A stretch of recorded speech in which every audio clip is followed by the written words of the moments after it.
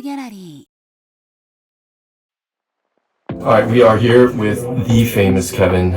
He did a prior, I think, deck profile for Labrynth, and I think today we're gonna go over kind of a slightly updated version, because he did just come out of regionals. Yes. And once again, he performed quite well. So I'm just gonna go ahead and let you take it away. But we do have a few questions before we get into it. So why don't we start with introducing yourself? Yeah. So my name's Kevin, and I've been playing Yu-Gi-Oh for I think about a year so far.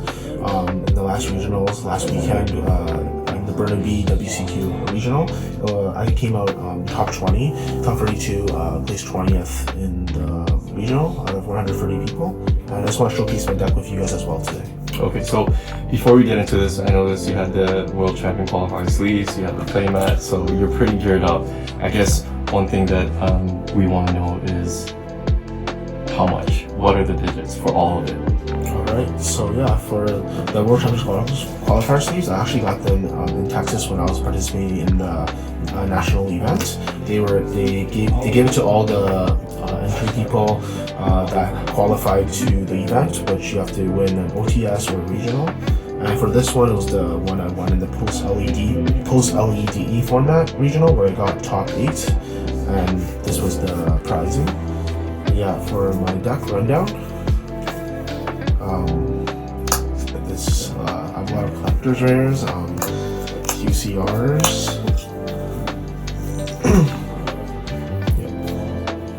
So around here is like the core of my deck. Here is quite a lot already. Yeah? Yeah, of course. So something that's close up here. And what rarity is this? Oh, Collector's rare. this is a collector's rare. And This is a quarter century rare. QCR, okay. Yep. Sorry. Got some super rares from the tournament packs. So Golder, Ash, a new Motarni, new Maxi, more collector rare, QCR, Euro Supers, original print, the Rima Karma Cannon, Euro Collector's Rare, Euro Ultra, Collector's Rare, Super, QCR, original print Eradicator from Force of the Breaker, first edition. If you know, you know. Yeah, quarter century rare Welcome Labrynth, highest rarity. Right. Yeah. Okay. And the ultimate rare from the tournament. Big Welcome Labrynth. Alright, so what's the damage? How much did this all cost you? This was around like around 1700. 1700 Canadian? Yeah. Alright. Yeah. So bling factor looks pretty impressive here. What is not bling here? Let's see. Nothing. We have almost a maxed out bling factor. This one almost got me here. So that's quite impressive. How about your extra deck? Yeah, of course. What are we dealing with there? So I have 3 ultimate rare Chaos Angels. Yeah. However, they're getting reprinted at 10, but this is the highest rarity at the moment. Yeah, from the tournament pack. 24. Nice. And then the free standard ultra rare Icons, yes. Yes. Original printing number 41. And then MP21 Zeus. There's only one print for this. This is a targeted. Dark, SP, QCR Underworld Goddess from Rarity 2. And then 3 Secret? Yes. I believe one of them is from Darkwing Blast original print, the other 2 from the MP23. Okay, perfect. So why don't I let you explain and do a deck profile? So we're looking at around 1700 before. That's including the extra deck. The 1700 just here, including the extra deck and the side deck, roughly around 2200. 2200, and what would you say out of 10? Like the bling factor of this, what would you say? Most treasures. No, I mean like how is this max rarity as high as you can go, or are there some cards where you can just hit bigger grails? Yeah, the only things I can imagine hitting bigger grails would be like Starlight rares, quarter century rares, and probably original printing draw, and ultimate rare imperms, and that should be it. Everything else is pretty max. I'm still looking for a QCR barrier. Right. Okay, so this is the Labrynth, the legendary Labrynth we've seen. I'm sure it's a bit different from the last deck profile you did. Right. I see. Okay, and how easy is this to pilot? I would say it's maybe a 7. A 7 out of 10. So someone starting probably shouldn't touch this. Yeah, maybe not, because with this deck, it's not the hardest part to pilot about this deck is you have to know a lot about your opponent's decks. So if you know more about the format right now and you know how to stop them, you know where's their weak points, their choke points, this would be a great deck. Okay. But all in all, all right. So this is my first deck profile that I'm doing with someone. So why don't you walk me through your deck? Yeah. So how this deck kind of runs is just let you do your thing, take your time. Yeah. How this deck runs is you have the archetype Labrynth, and you have a lot of fiend monsters in this deck, along with a lot of furniture cards. Your goal is to try to set up your board. You can also play during your opponent's turn because all the furniture are quick effects, and Blue Clock and Arius, they make your trap cards live during the game, and there are a lot of strategies you can do where you can stop your opponent with stuff like dimensional barriers, stopping fusion decks or ritual decks or any kind of extra deck relying decks. Some archetypes is also a really good flat gate card where both players are locked into only one of each type. And there are cards like Trap Trick where you can use them to fish out. For example, like I have Duelist Karma Cannons, Different Dimension Ground, Welcome Labrynth, Big Welcome, Imperms, where I can banish one to copy the effect, and then I can set one, it'll be live during that turn. So this can be really useful to stop your opponent's plays. For example, just flipping a Duelist Karma Cannon will make everything face down so they're not able to link off their monsters, and they'll have a more difficult time. Also, you're trying to, basically it's kind of like a control deck. You're trying to stop your opponent from playing the game, and there are a lot of nasty cards in here like Eradicator, where you can basically make this live with just Blue Clock, Stogie, Chandra, setting a trap, Welcome Labrynth trap, and then you can have Lady Labrynth out here to be able to set any normal trap from a deck. And then when you have this live, you pretty much can see your opponent's hand. You can destroy all their spells and traps depending on which one you pick. And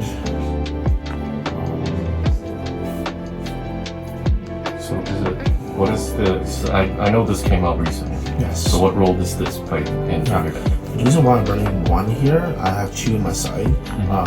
Mocharni Guerrilla is a really, really great card. It's kind of like Max C. I'm not sure why Konami decided to bring it out, but the reason why I run this is because sometimes you have a trap in your hand, or you have a trap in your hand, but you want Ares in your hand, or you want one of the furnitures in your hand. You have maybe 2 out of the 3. And then if you play this live, it works out. Your opponent summons a monster from their hand, either normal summon or special summon.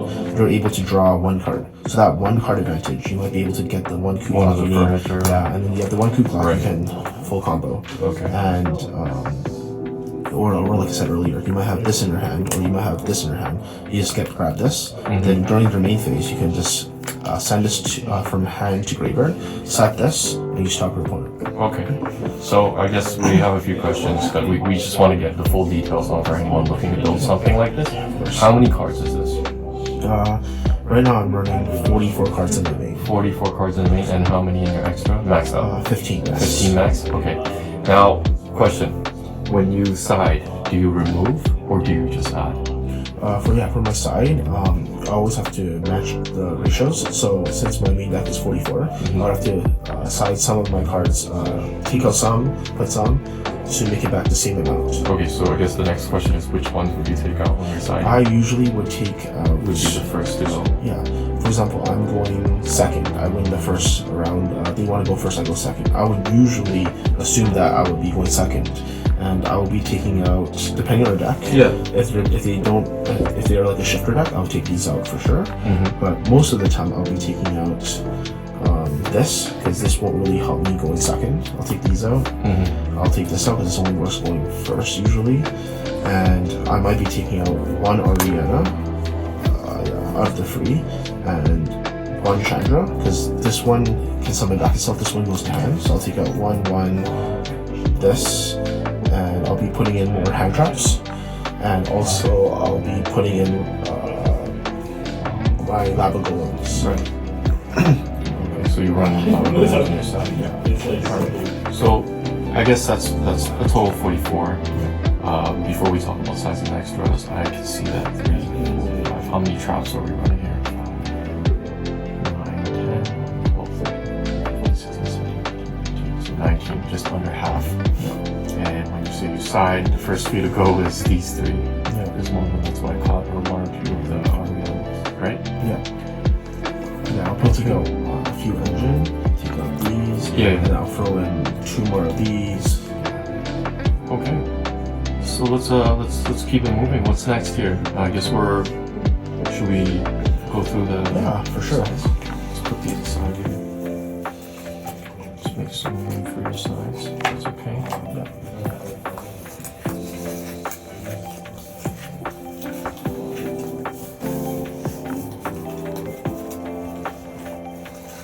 So, what was I guess the most challenging kind of deck to go against? I personally think the most like, what is the weakness of this deck? I would say. Yes, this is a really good question. I'll say the weakness for this deck is pretty much sometimes it can be snake eyes. Yeah. They have too much recursion on their links and stuff like that. Also, sometimes the potential for as well as a Chimera player. These Chimera players, they have a lot of recursion as well, and they have some cards that don't let you set, like the Dia Bells. You can only set one spell or trap, or they can pop it as well. Then you're kind of in a situation where, like, before you can even resolve Coup Clock to activate a trap, you can't activate it because you set the trap before. Right. Right. And what kind of decks do you go well against then? I would say. What shines in this deck? I would say this deck's good against Tenpai. It's good against Runic Stun. Runic Stun. Means that the spell trap removal. It's good against. Sometimes it's good against itself. Sometimes you play fears, depending on like what's better hand. I get it. It's also good against heroes. And it's really good at, I think sometimes it can be a fair matchup with Branded Espia, because you can just dimensional barrier them, you can rip the right card in your hand, and then you can't really play. And how about like the rogue stuff? You think you can handle yourself with this deck quite well? it also does stop that rogue decks help, because like a lot of the traps are kind of floodgates. Yeah. If you just floodgate the opponent, they can't really bring out their extra deck. Okay. That's fair. Alright, let's check out your sides. So for my side deck, I run 2 Lava Golems, just amazing card. 2 Peruvias. So if I lose this first game and I go second game 2, then I'll take out the Peruvia from my main. But if I win, I'll put these in there. And then 2 Drolls, really strong card in the format right now. For example, Fiendsmith, they have tracks. You start track of the grid, you put this down, they can't really play anymore. Phantasme, really strong card. It's really good against snake eyes and link decks. And with the mulligan, where you can shuffle some cards back in your hand and switch out, you might be able to switch out like some bricks and then put in some furnitures or put in some heavy traps. Right. And then 1 Magnum Hut, 1 Druson. It's really good right now in the format. You just target all the light monsters, you banish them, then they miss target. And you can also chain what they target. If they're using Magnum Hut, you can chain your Magnum Hut to target their monster to summon yours, and their one is summoned. 1 anti-spell, just solid card. Yeah. 3 Skill Drains. Yeah. Big MVP in the deck. As your furnitures are all quick effects, you can just do Lady Labrynth, Lovely Labrynth Beatdown. Ceasefire, really strong card coming up when you're running out of time, and just really easy, really accessible. Free Lady Labrynth just to set a normal trap. And Fetching Rod, this just kills Tempai really well. You just like, you can't attack, and then you... This is anti-Tempai, so... Yeah. Cool. So this is the sides. 100%, yeah. Okay. Perfect. So, what should we go into next? Can we talk about, you know, like what a test hand looks like? What's your win con? Sure. Yeah. What does a winning draw look like to you? Does that make sense? So, as in... Like, when you draw and you see what are the few cards that can get you going in that match? Because, like, is this a turn 1 or a turn 2 heavy? It's more of a turn 1 because when you're playing a trap build, you want to be able to set all your traps, get it ready, get it going. Yeah. Okay, so why don't we clear this up? And then we can go through these here one last time before we wrap up, just to give some people an idea of how we should pilot.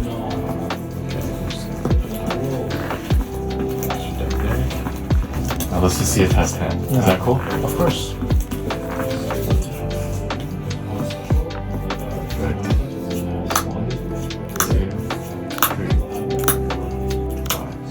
Okay. So, how good is this out of 10 for a draw? I'll say going first, it's alright, because you can basically resolve a coup clock, and then when you resolve a coup clock, Lady's effect will trigger. You can just summon her, so you summon her, and then you go stand by main, you just set 1. You keep this in your hand, because you can, if this resolves, you can get a furniture, and then you can pitch this as well. And yeah, this one is good card. Yeah, so then at this stage you would pass? Yeah, you would pass. And react? Yeah, on their turn, you would want to use this as soon as possible, because this one is not the big welcome Labrynth. This lets you summon. So I'll respond with this first. And if they have no response to it, I can chain her to set any trap left in my deck. Which I would, because I have coup clock here. So what will happen is I can set a trap. For example, I'll be selling this one. And this one is like a key shifter. And I'll use the welcome to get into my starter, the best starter in the deck, Ariana. And then Ariana would let me search for a Labrynth card as well. So here's where I would search for the furniture, since I have an available target in my hand to pitch. So I will probably be searching for Stovey Torby. And then from here, coup clock has a greater effect where if you pitch for any Labrynth cost, it will add back to hand or summon itself. So I would use Stovey, pitch and go back to set a Labrynth spell trap. So I'll be sending Big Welcome for the next turn, or I can also use it with coup clock. And then coup clock's effect will trigger to add it back to my hand. And then from here on, you can resolve the coup clock by discarding it. And from here, you have Transactional Rollback to target welcome to copy the effect again. Right. And you have coup clock here, where you can activate once per turn? It's a once per turn, but Transactional Rollback will override it, so that so it's not a part once per turn. Exactly. Yeah, because Transactional Rollback can copy any effect and it'll just ignore the condition. I see. It's crazy, yeah. I see. Kind of like Kentragina, kind of one I guess, right? Yeah. Okay. And then we have coup clock. You can pick one of these. So if they're playing a graveyard heavy deck, you can just flip this. If it looks like they're struggling, you can just activate the big welcome. Yeah. So you have more engine going on. When you have more engine going on, yeah, you basically win the game. This big welcome will bring out the boss. So this is where it gets going, right? The big welcome. Yeah. Yeah, they look so similar. Exactly. Yeah. Okay. So how about the extra decks? Like when would you? Like, what is your win con here? Yeah, for the extra deck, it's pretty funny because well, what is, first of all, did we cover the win con here? Yes. Okay, so this is basically will lead you to the dub, right? So yeah, let's go all the way. Just see. So big welcome was just pretty much bring out the Labrynth, the best deck, and then from here you kind of just win because then you bounce back the Lady Labrynth, and you have trigger effects. So this one will summon back. This will rip a card in your hand, and then now you have transfer rollback for these targets, and you got a lot more. You see plus, I believe you plus 1, 2. You see plus 4 already, just from resolving that engine. Okay. And lovely work card in your hand, and then if they were to pop this card, you can use transaction rollback, target this card, right? And then from there on, they can't touch your graveyard, and you have you have a board full of your engine, and for next turn you can just reset a trap with Lovely, and yeah. Crazy. So this is, and we just tested that, we shuffled, and you just got going off of that hand, so. Okay. Now, I guess walk us through your extra deck here. Yeah, so for Labrynth players, you don't really need the extra deck. However, the extra deck to me, I think, is pretty reliant. So, for example, if you're going second and your opponent summons 2 or more, sometimes you don't really have the best hand. You can literally just summon the furniture and then overlay it with the Typhon. And you can detach the furniture to bounce, non-target bounce a card. And then when a furniture is in graveyard, for next turn, if you activate like a big welcome, you can revive the Stowe Torbio or add the Chandra back to hand. So I run 3 of these. Since I'm on Extravagance, they might get banished, unfortunately. Yeah. And then for Chaos Angel, it's like literally the boss of the deck, because like this is pretty. This is also a con, right? Correct. I see. Yeah, because with this card matched with the Muckrackers here, you can literally summon him once, and since it's a special summon effect, you can link off Chaos Angel and another monster for Muckracker. Muckracker effect target the Chaos Angel to bring it back, and when Chaos Angel is back, you can literally just use the effect again, because it's soft once per turn, target banish. Yeah, so it's a really crazy card. Okay. Yeah, and then for Baguska, I only like really run this one. It's like I'm playing against Flu, because like Flu, they're really reliant on only their normal summons. So Thunderies, this pretty much just negates them for the whole turn. So when you have this on the board, you can't really play unless you have an out, like a Lightning Storm or a Regeki. Yeah. Or they link into something to try to get rid of this. And then Divine Arsenal Zeus, this is a crazy card too. Yeah. Because there are situations where I just have Typhon, for example, and then I don't detach the material to bounce. I attack, and then once it's my next turn, I can just overlay on top of Zeus, and then Zeus effect, detach. Right. Yeah. Exactly. Clara, she's crazy because like you can just like normal summon Ariana, and once you get the use of Ariana, you can in main phase 2, you can just go into SP with this as target. And you can just do this, target banish, and then Where is this card from? I think it's from a really old set, UXFO, but yeah. That's crazy. I've seen this card. And then it's SP Little Knight. Okay. And Dark is a crazy card too. Yeah. Right now, Bell's really hot, right? And then there are situations where I just want to be able to take their monster to my advantage and then lick it off and bring it into something like Unreal Goddess. Because Unreal Goddess will negate all their monsters, the face of monsters, the turn it's summoned. Right. So they can be destroyed in battle and I won't be taking damage anymore. Unless you have an Pain. But this card is crazy. It made me win a crazy game in the regionals. Let's see. Okay. Well, thanks for the breakdown. Is there anything else you think I missed here? No, I think we covered it all. Most of it. I did. Okay. Well, thank you so much for your time, and we really appreciate you, I guess, giving us the run through of what, like, one of the top decks in the regionals twice. Yeah, and what it looks like, and giving us the run through from the cost of it all. So this would be a high budget deck. I guess one of the closing things I'd like to ask is, you gave us the $2,200 price tag. That's like the top cream of whatever. What would something like a budget version of this cost? So a budget version, you would probably only be running like one Chaos Angel, 1 or 2 Typhons instead, and you would not be running Extravagance. You'd be running the Prosperity instead. Because Extravagance is kind of like greedy card, because like you draw 2, however, you need to banish your extra deck. Yeah. You don't get to choose. Yeah. But Prosperity you get to choose. So that's the only difference. You probably won't be running this, and you will have one of this instead. So do you feel like there's a paywall for someone trying to build this deck? Do you think that they would have to have a big budget for a Labrynth deck? I think it really depends on their build, but I think they still have to blow some money for sure. Yeah. Because they would need like right now, like they might be reprinting cards and stuff. But they would definitely need like rollbacks, and rollbacks are already like 20 or 30 alone. They would also need like big welcomes. Even I think they dropped right now, but they're still like 15 each. And if they want to play competitive, they would need an SP, and SP is really like $90 converted. So I still need a bit of money, but you know, my bill is just I want to be flexible with the extravagance. I want to have more extra deck targets, and I love this deck, so I max rarity it. You know. Good. How long have you been playing this deck? I think since December. December was when I got a chance to explore this deck, and then I've been playing ever since. You know, playing here at TTG. You know, with loving people every day. You know, just great time.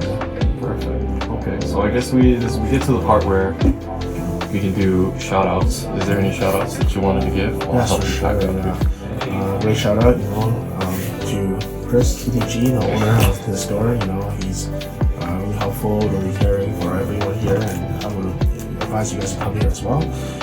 Big shout out to my friends Jeffrey M. He always believed in me, and he also gave me some crazy ideas through the extra deck and some of the traps in this deck. Also shout outs to my friend Richard. He's been a friend for a long time, and ever since I was playing this game prior to this deck, I was on Black Wings, and I just decided to, like, every time I see he is bored with like crazy heroes, I just fold. But nowadays I'm like, nope, I'm gonna try my best to figure out a strategy to get out of this. How can I get out of this? How can I not gonna break the board, etc., etc. But yeah, shout out to everyone here, and everyone participating. TDG's locals, events, and yeah. Okay, so I guess for the last shot, if we can just get you putting everything back. Yeah, of course. Thank you for your time, by the way. Thank you. Once again, thanks for watching. TTG's very first deck profile and more. I guess we kind of overdid it, but with Kevin. So like and subscribe. He has his own channel too. Be great if you can go over and take a peek as well. Thank you. Thank you.